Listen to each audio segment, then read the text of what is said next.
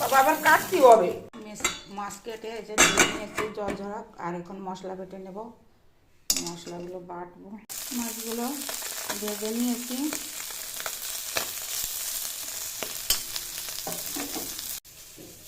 এখানে জিরে বাটা, শুকনো লঙ্কা বাটা, হচ্ছে আদা বাটা, রসুন, এই যে পেঁয়াজ বেটে নিয়েছি।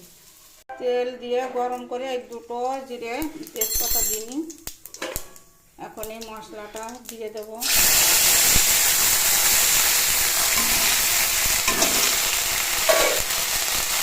একটু জল দিয়ে দেবো। দেবো স্বাদ মতো, পরিমাণ মতো হলুদ, হলুদ কম দেবো। এই মশলাটা জলের সঙ্গে জাল হয়ে একদম শুকিয়ে যাবে, তখন আমি গরম জল দেবো। আমি জাল হতে হতে পেটেছি, একটু পেটে নেবো। দেখুন মশলাটা অনেকটা শুকিয়ে গেছে জল। এখন আমি মাছগুলো দেবো। মাছগুলো দিয়ে দেবো।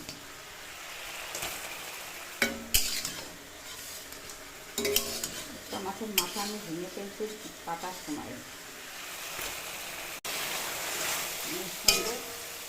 সঙ্গে একটুখানি ভাজবো, তারপরে গরম দেবো।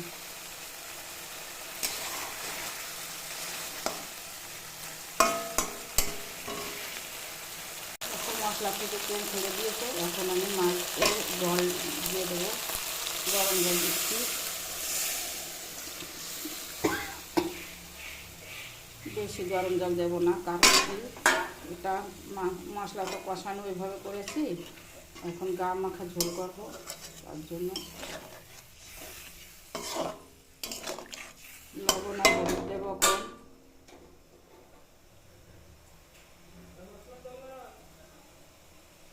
পরিমাণ মতো লবণ আর পরিমাণ মতন হলুদ।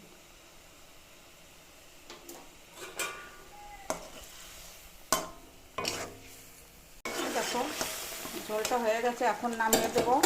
তার আগে আমি এই যে সর্ষে বাটা, একটু সর্ষে বেটেছি আর কাঁচা লঙ্কা, এইটা আমি এখন দিয়ে দেবো বন্ধ করার আগে। গ্যাস এখন বন্ধ করে দেবো, তার আগে দিয়ে দেবো। হয়ে গেছে, এখন তুলে নেব। গ্যাস বন্ধ করে দিয়েছি, এখন তুলে নেব।